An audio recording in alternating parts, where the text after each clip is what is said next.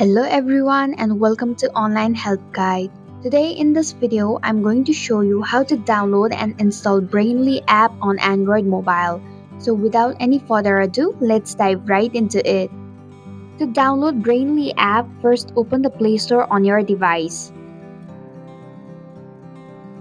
Tap the search bar at the top and type in Brainly app.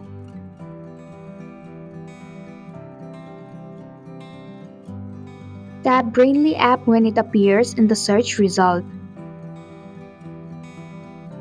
Now tap on the install button.